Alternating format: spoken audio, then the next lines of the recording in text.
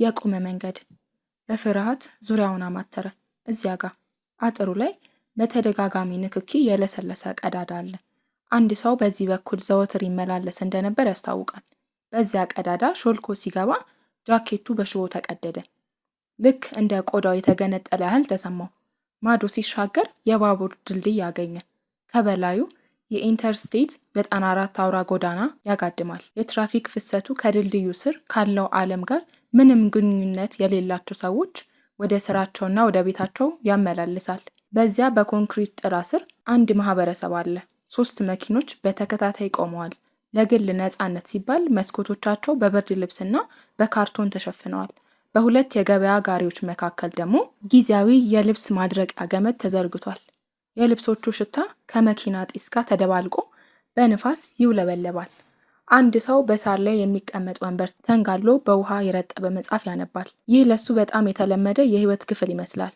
ምክንያቱም ነበርና። ይህ የመዝናኛ ቦታ አይደለም፣ ጊዜያዊም አይደለም። ይህ ሰዎች የሚኖሩበት ቤት ነው። ልጅቷ በመጨረሻ ቆመች። በአንዲት ያረጀች ሃውንዳይ መኪና አጠገብ ቆማለች። የመኪናዋ ቀለም ተልጧል። የፊት መከላከያዋ በፕላስተር ተለጥፏል። የኋላ ወንበር በመስኮቶቹ በኩል የሚታየው ወደ መኝታነት ተቀይሯል። ልጅቷ አሁን መሮጧን አቁማለች። ትጠባበቀዋለች። ዊሊያም እየተንገዳገደና ትንፋሹ እየተቆራረጠ ቀረባት። እጆቹን በጉልበቱ ላይ ያሳረፈ። ሸሚዙ በላብ ረጥቧል። ጫማዎቹ ተበላሽተዋል። የባለ ሀብት ልብስ ተቀዳዶ በአቧራ ተለውሷል። ከ15 ደቂቃ በፊት ከቅንጡ መኪናው ሲወርድ ከነበረው ያማረ መልክ ያለው ዋና ስራ አስፈጻሚ ጋር አሁን ምንም አይመሳሰልም። ለምን ሲል ጠየቀ። ለምን እንደዚህ ያደረግሽ? የመኪናው በር ተከፈተ። አንዲት ሴት ወጣች።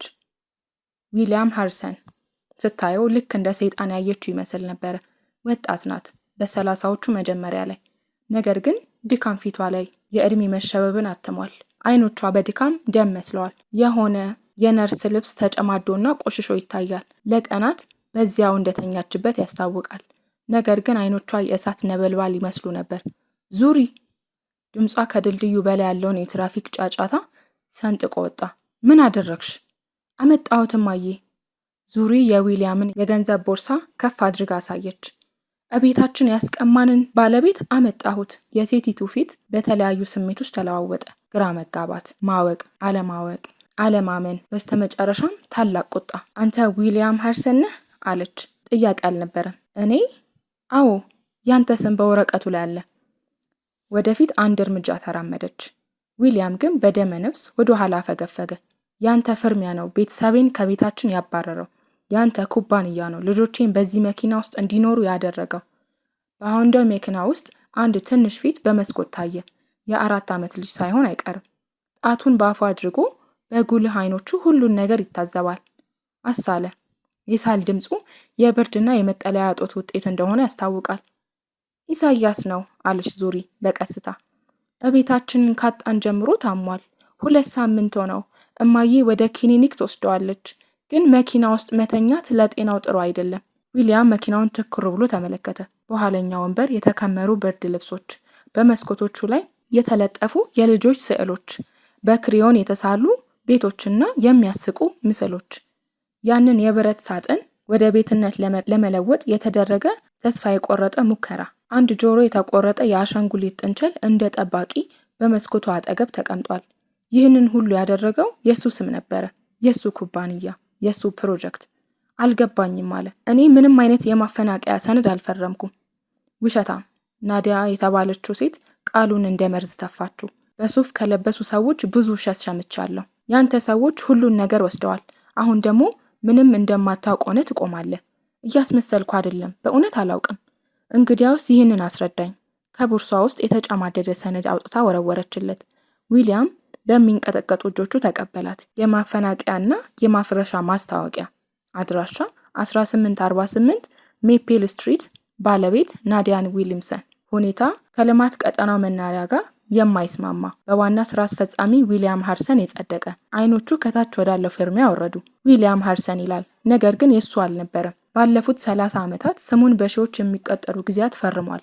የራሱን ፍርሚያ ልክ እንደ ልቡ ትርታ ያውቀዋል። የደብሊው ቅርጽ፣ የኤች አንግልና ሁል ጊዜም ወደታች የሚታጠፈው የኤን ፊደል ጭራ።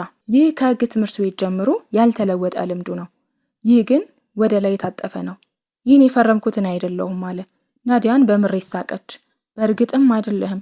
ቢሊዮነሩ መቼም አናውቅም፣ መቼም አይፈርምም። እኛ ሁሉን ነገር ስናጣ እሱ ገንዘብ ብቻ ይሰበስባል። አይደለም ተመልከቺ። ዊሊያም ወደ ፍርሚያው ጠቆመ።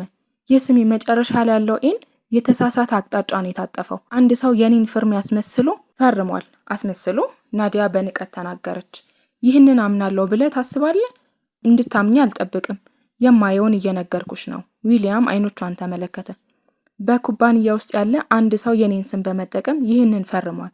ቤተሰቦችን ለማፈናቀል የኔን ስም እየተጠቀሙ ነው።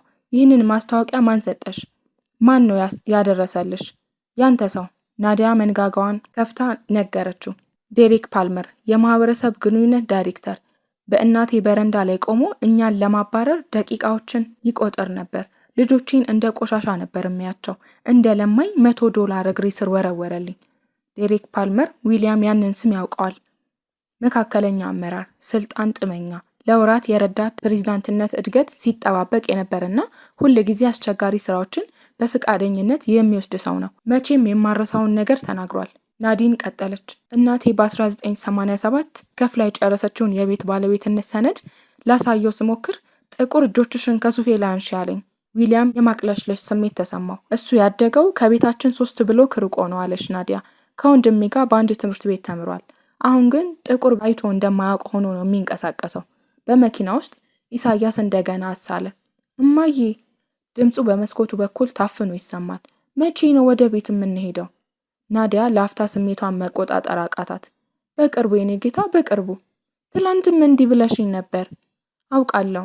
ዊሊያም ይህን የእናትና የልጅ ንግግር ሲመለከት ተሰማው። በድልድይ ስር መኪና ውስጥ የሚኖሩ ቤት አልባና የታመሙ። የእሱ ስም ግን ከ3 ማይል ርቀት ላይ በትልቅ ማስታወቂያ ላይ ተሰቅሏል። ሃሪሰን ሃይትስ ዘመናዊ መኖሪያ ቤቶችን በ2024 ይደርሳሉ። የእነሱን ቤት መቃብር ላይ የሚገነባ የቅንጦት ህንፃ።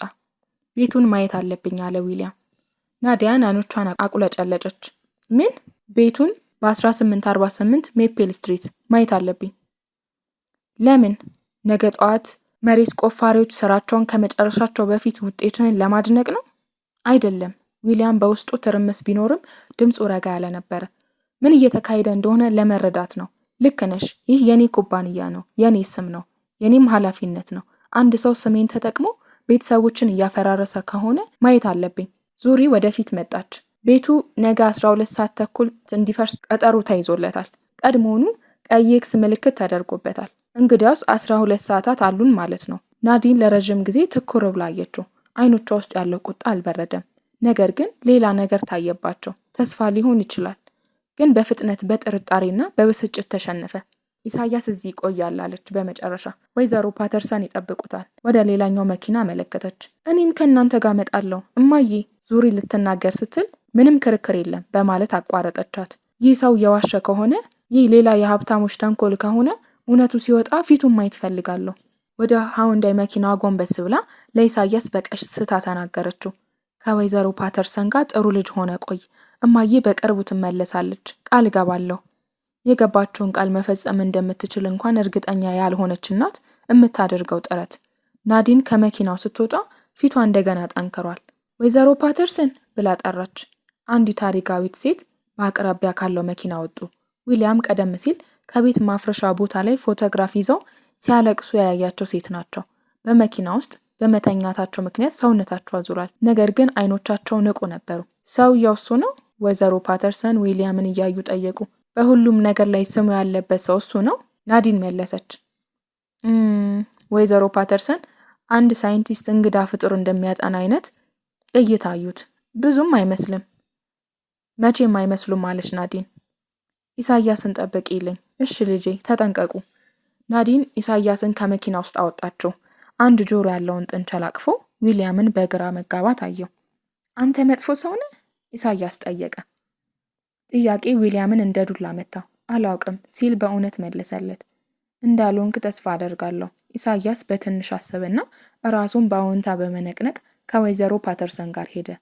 ዙሪ የዊሊያምን የተቀደደ ሸሚዝ ሳብ አደረገችና ተከተሉኝ አለች። ወደ ጦርነት ቀጠና ለ15 ደቂቃ በእነዚያ መንገዶች ተጓዙ። ከ3 ቤቶች አንዱ በጣውላ ታሽጓል። አንዳንዶቹ ቦታዎች ደግሞ ባዶ ናቸው። ለትውልድ የቆሙ ቤቶች ፈርሰው አቧራ ብቻ ቀርቷቸዋል። የማፍረሻ ማሽኖች ንጋት እስኪመጣ ቆመው ይጠባበቃሉ። ግድግዳዎች ላይ የተጻፉ ጽሑፎች ይህ ቤታችን ነበር፣ ሃሪሰን ሁሉንም ሰረቀን። 52 ቤተሰቦች የት እንሂድ ይላሉ። 52 ቤተሰቦች። ዊሊያም ይህን ቁጥር ልብ ውስጥ ያዘው። አንድ ሰው ፍርሚያውን እያስመሰለ ከሆነ ጉዳዩ ከአንድ ቤት በላይ ጥልቅ ነው። በመጨረሻም ዙሪ ቆመች። እዚያ ነው አለች። ቤቱ በመንገዱ መጨረሻ ላይ የሚገኝ ባለ 2 ፎቅ ነጭ ቤት ነው። ቀለሙ ተላልጧል፣ በረንዳውም አርጅቷል። ሁሉም መስኮቶች በጣውላ ተዘግተዋል። አንድ ትልቅ ቀይ ኤክስ ምልክት እንደ ቁስል በቤቱ ግንባር ላይ ተስሏል። ዊሊያም ግን ቤቱ ምን ይመስል እንደነበር ማየት ይችላል። ባዶ የሆኑ የአበባ ሳጥኖች፣ የወደቀው የእንጨት አጥር፣ በአንድ ገመድ ብቻ የተንጠለጠለው የመኪና ጎማ መጫወቻ። ይህ ቤት በጣም ይወደድ እንደነበር ያስታውቃል። አያቴ ይህን ቤት በ1975 ነው የገዛችው አለች ዙሪ በቀስታ። ፎርድ ኩባንያ ውስጥ ለ30 ዓመታት ሰርታ ነው ከፍላ የጨረሰችው። እማዬ እዚህ ነው ያደገችው። እኔ የተወለድኩት ላኛው ክፍል መኝታ ቤት ውስጥ ነው።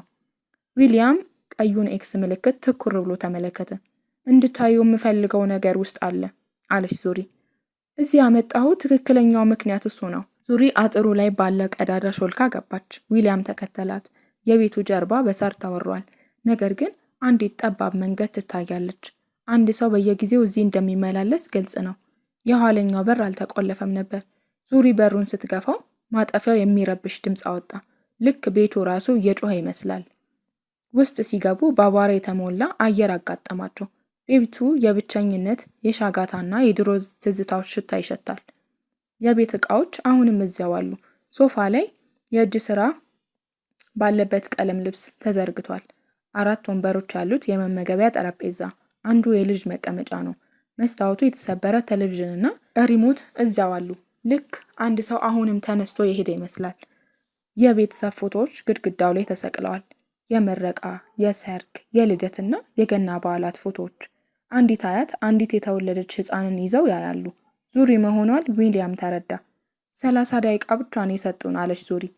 የማፈናቀያ ወረቀት የያዙት ሰዎች በ30 ደቂቃ ውስጥ ካልወጣን እማዬን በራሷ ቤት ውስጥ በህገወጥ መንገድ በመገኘት እናስራታለን አሉ። በጠረጴዛው ላይ ያለውን አቧራ በጣቷ ጠረገችው።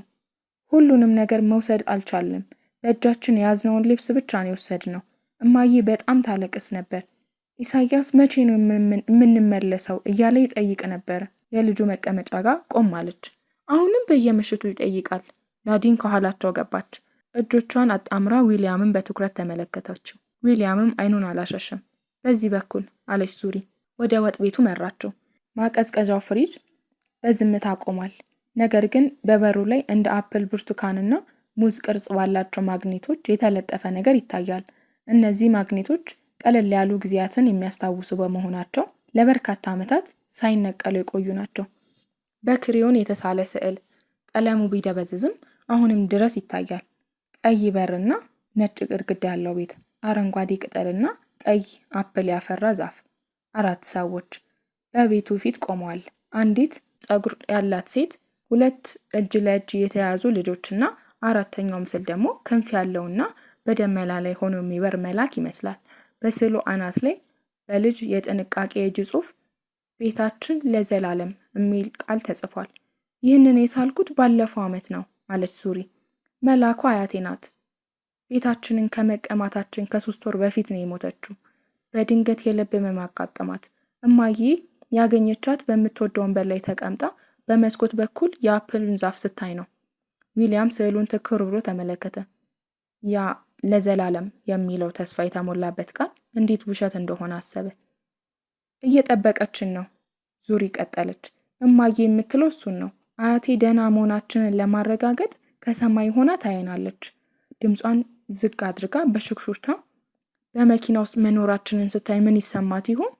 ቤቷ ምን እንደሆነ ስታውቅስ አለች። ሌላም ማየት ያለብህ ነገር አለ። እዚህ ያመጣሁ ዋናው ምክንያት እሱ ነው። በጠባቡ ኮሪደር በኩል መራት። የሚንጠባጠበው የቧንቧ ድምፅ በዚያ ዝምታ ውስጥ ልክ እንደ ልብ ትርታ ይጎላል። ወደ አንዱ መኝታ ቤት ገቡ። የልጅ ክፍል ነው፣ በመጋረጃዎችና በአሻንጉሊቶች የተሞላ። ነገር ግን ዙሪ ወደ በሩ ጠርዞ ተሰደችው። የዊሊያም ልብ ለቅጽበት የቆመ መሰለው። እዚያ በእንጨቱ ላይ የተቀረጹ ምስሎች አሉ። 6 ምልክቶች፣ እያንዳንዳቸው በቀንና በልጅቷ ቁመት ልክ ተቀምጠዋል። ዙሪ ዕድሜ 2፣ ዕድሜ 4፣ ዕድሜ 6 እያለ እስከ 10 ዓመት ይዘልቃል። የመጨረሻው ምልክት የተደረገው ከመፈናቀላቸው 1 ቀን በፊት ነበር።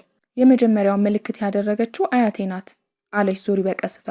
እኔ ከሷ እስክበልጥ ድረስ ምልክት እንደምታደርግልኝ ትነግረኝ ነበረ። ጣቷን ዝቅተኛው ምልክት ላይ ያሳረፈችው ገና ታዳጊ ሕፃን ሳለች የተደረገው ምልክት፣ ዓለም ሰላም በነበረችበትና ቤት ለዘላለም በነበረበት ወቅት። ግን አልደረሰችበትም፣ ሞተች። የዙሪ ድምፅ ተሰባበረ። ከዚያም መውጣት ነበረብን። እኔ ሳድግ ማየት አልቻለችም። ዊሊያም ምልክቶቹን አየ። የአንዲት አያት ፍቅር በኢንች ተለክቶ በእንጨት ላይ ሰፍሯል። ስለ ራሱ ልጅ አሰበ።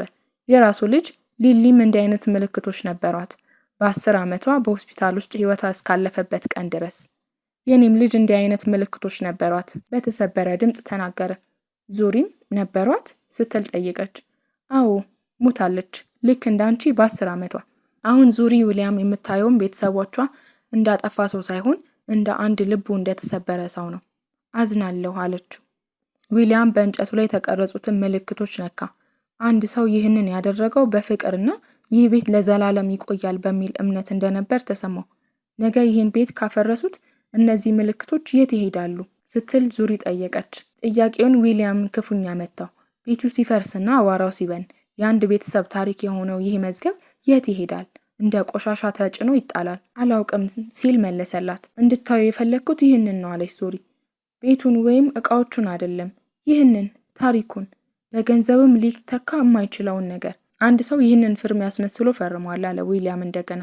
በኩባንያ ውስጥ ያለ ሰው የኔን ስም ተጠቅሞ ቤታችሁን አጥፍቷል። ናዲን ግን ምን ልዩነት አለው? ያንተ ስም፣ ያንተ ኩባንያ፣ ኃላፊነቱ ያንተ ነው አለችው። አዎ ኃላፊነቱ የኔ ነው፣ ዛሬውኑ አቆመዋለሁ። ዊሊያም ስልኩን አውጥቶ ረዳቱን ዲያና ጋር ደወለ። ዲያና ባለፉት 2 ዓመታት ውስጥ በእኔ ስም የመጡትን ሁሉንም የማፈናቀያ ሰነዶች አሁኑኑ እንድታመጭልኝ እፈልጋለሁ። ከዴሬክ ፓልመር የሥራ እንቅስቃሴ ጋር አመሳክሪ። እውነት ወጣ። 52 የማፈናቀያ ሰነዶች፣ ሁሉም በዊሊያም ስም በዴሬክ ፓልመር የተሰወሩና የተመሰሉ ናቸው። ዴሬክ ይህንን ያደረገው ለገንዘብ እና ለስልጣን እድገት ሲል ነበር። 52 ቤተሰቦች ዋጋ ከፍለዋል። ዲያና አሁኑኑ በሃሪሰን ሃይስት ፕሮጀክት ውስጥ ያሉ ሁሉም ማፍረሻዎች እንዲቆሙ የፍርድ ቤት ትዕዛዝ አውጪ። ነገ ከጠዋቱ 12 ሰዓት በፊት መድረስ አለበት። ነገ ጠዋት 11:43 ሰዓት ላይ ቢጫ የማፍረሻ ማሽን ወደ ሜፕል ስትሪት መጣ። ድምፁ እንደ ነጎድጓድ ያስገመግማል። ዙሪ በቤቱ ፊት ለፊት በድፍረት ቆመች። የማፍረሻው ሰራተኛ መሪ ሁሉም ሰው አካባቢውን ይልቀቅ፣ ይህ ቤት እንዲፈርስ ታዟል ሲል አወጀ። ዊሊያም ወደፊት ወጣ። ያ ትዕዛዝ በሐሰተኛ ፊርማ የተዘጋጀው ነው። እኔ ዊሊያም ሃሪሰን ነኝ። በዚያው ቅጽበት ረዳቱ ዲያና በመኪና እየበረረች መጣች። የአስቸኳይ ጊዜ እገዳ ብላ ጮኸች። የፍርድ ቤቱን ሰነድ ለሰራተኛው አስረከበች። ሰራተኛው ሰነዱን ካነበበ በኋላ ፊቱ ገረጣ። አቁሙት፣ ሞተሩን አጥፉት ሲል ትዕዛዝ አስተላለፈ። ሞተሩ ጠፋ። ዝምታ ሰፈነ። ዙሪ እናቷን አቀፈች። እማዬ ቤቱ አሁንም ቆሟል አለች። ናዲን በደስታ እያለቀሰች አዎ ልጄ፣ የአያትሽ ቤት ደህና ነው አለች። ረፋድ 3 ሰዓት ላይ ዴሬክ ፓልመር በቢሮ ተቀምጦ ሳለ ዊሊያም ገባ። 52ቱን የተጭበረበሩ ሰነዶች ጠረጴዛው ላይ አስቀመጠ። ስለ ዊሊያምስ ቤተሰብ ንገረኝ አለ ዊሊያምስ በቁጣ። ዴሬክ በእኔ ስም 52 ቤተሰቦችን አፈናቅለሃል፣ 52 ቤቶችን አጥፍተሃል። ዊሊያም ወደፊት ጠጋ አለ። ለእያንዳንዳቸው $500 ብቻ። የፓልመር ፊት ደም እንደራቀው ሁሉ ነጣ። ከዚያ ባልተጠበቀ ሁኔታ ፊቱ ገረጣ። አልገባህም፣ እኔ ፕሮጀክቱን እያገዝኩ ነው። አንተ ራስን እያገዝክ ነበር። መደረግ ያለበትን ያደረኩት። ፓልመር በድንገት ቆመ። ከምንም ተነስተ ለባለቤትነት ስትታገል ምን እንደሚሰማ አታውቅም። እንደ አንተ አይነቶቹ ግን ሁሉንም ነገር ዝም ብለው ያገኛሉ። የተወለድኩት ከዛ ቤት 6 ብሎክ ርቄ ነው። ፓልመር ንግግሩን አቆመ። ተመሳሳይ መንገዶች፣ ተመሳሳይ ትግል፣ ተመሳሳይ ባዶነት። የዊሊያም ድምፅ ዝግ አለ። እኔ ግን ማንንም ሳላጠፋ ነው ከዚያ የወጣሁት። በእኛ መካከል ያለው ልዩነት ይሄ ነው። በሩ ተከፈተ። 2 የጥበቃ ሰራተኞችና 2 ፖሊሶች ገቡ። ዴሬክ ፓልመር በማጭበርበር ፍርሚያ በማስመሰልና በስርቆት በቁጥጥር ስር ውለሃል። ካቴና ሲታሰር ፓልመር ዊሊያምን ለመጨረሻ ጊዜ አየው። አንተ የማታደርገውን ለማድረግ ፈቃደኛ ነበርኩ አለው። አይደለም፣ ዊሊያም መለሰ። እኔ መሆን የማልፈልገውን ለመሆን ነው ፈቃደኛ የሆንከው። በካቴና ታስሮ ወሰዱት። ከ3 ቀን በኋላ በጄፈርሰን አቬኑ የሚገኘው የማህበረሰብ ማዕከል በሰው ተሞልቶ ነበር። 200 ሰዎች አዳራሹን አጨናንቀውታል። የተፈናቀሉ ቤተሰቦች፣ መፈናቀልን የሚጋፈጡና ሰፈራቸው በአንድ ሰው ስግብግብነት ሲፈርስ የታዘቡ ጎረቤቶች ሁሉ ተገኝተዋል። የአዳራሹ ጣሪያ የውሃ ድፍ ቢኖርበትም ዛሬ ግን በዚያ ክፍል ውስጥ ለዓመታት ታይቶ የማይታወቅ ተስፋ ሰፍኖ ነበረ። ዊሊያም ሃርሰን ፊት ለፊት ቆመ። ምንም አይነት የክብር መድረክ ወይም የንግግር መሳሪያ አልተጠቀመም። እጅጌውን ጠቅልሎ ኩባንያውን ሊያጠፋ የነበረውን ማህበረሰብ ፊት ለፊት ተጋፈጠው። እዚህ የመጣሁት ይቅርታ ለመጠየቅ አይደለም አለ። በሰዎቹ መካከል የሹክሹክታ ድምፅ ተሰማ።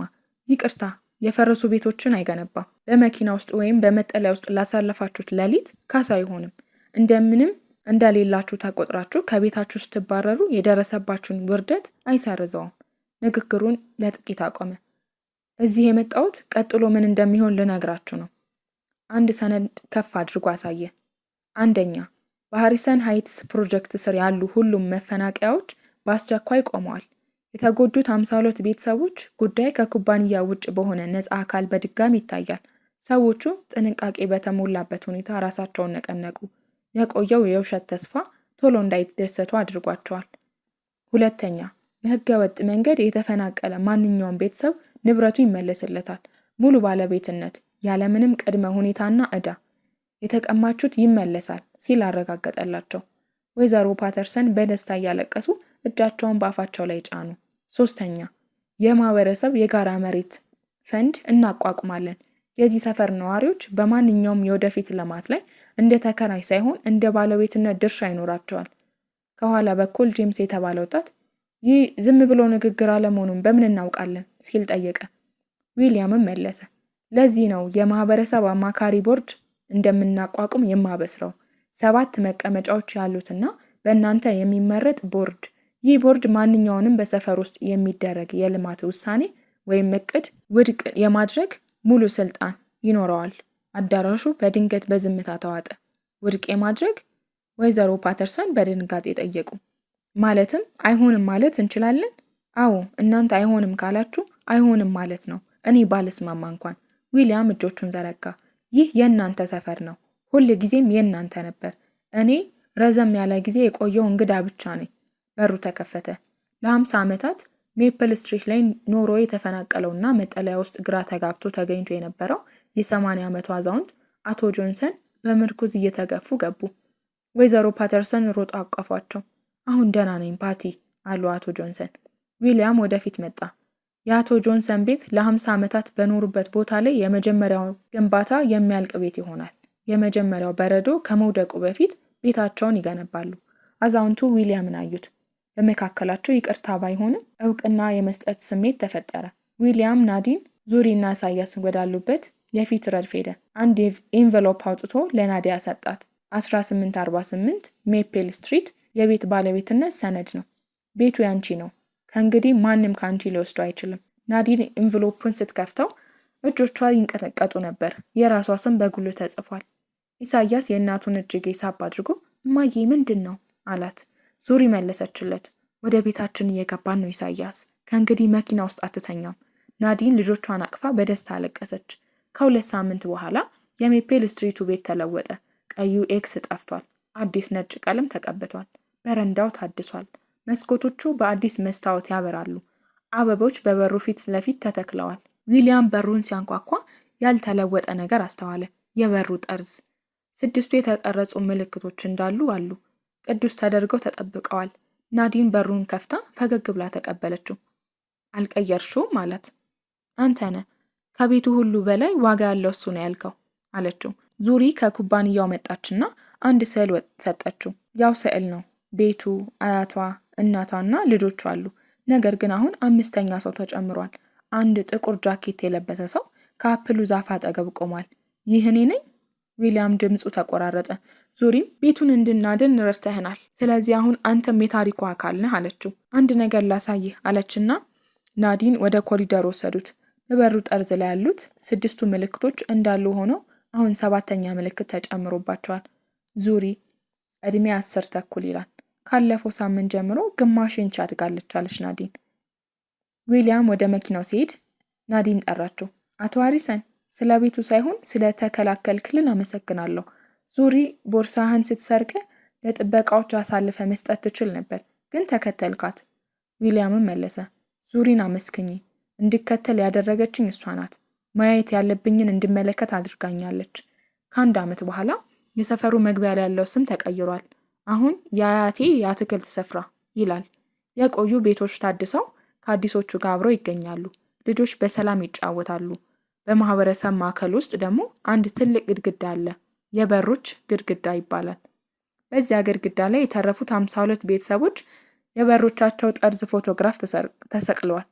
እያንዳንዱ ምልክት የመቆየት ታሪክ ነው። መሃል ላይ ደግሞ የዙሪ ስዕል በክብር ተቀምጧል። ቤታችን ለዘላለም። ዊሊያም በቢሮ ግድግዳ ላይ 2 ምስሎችን ሰቅሏል። የዙሪን ስዕልና የልጁ የሊሊ ፎቶ። እነዚህ ምስሎች በየቀኑ ምን መጠበቅና መንከባከብ እንዳለበት ያስታውሱታል። አንድ ቢሊዮነር የጠፋውን ልቡን ያገኘው ቦርሳውን በሰረቀችው በዚች ትንሽ ልጅ አማካኝነት ነበር። ታሪኩ እዚህ ላይ ያበቃል። ያደክበት ሰፈር አሁን እንደ ድሮ ነው ወይስ በጣም ተቀይሯል? የሰፈርን ስምና አንድ የሚያምር ትዝታ በኮመንታችሁ አጋሩ። ይህ ታሪክ ስለ ቤት ትርጉም ከሰጣችሁ ደግሞ ላይክ በማድረግ ለሌሎች እንዲደርስ አድርጉ።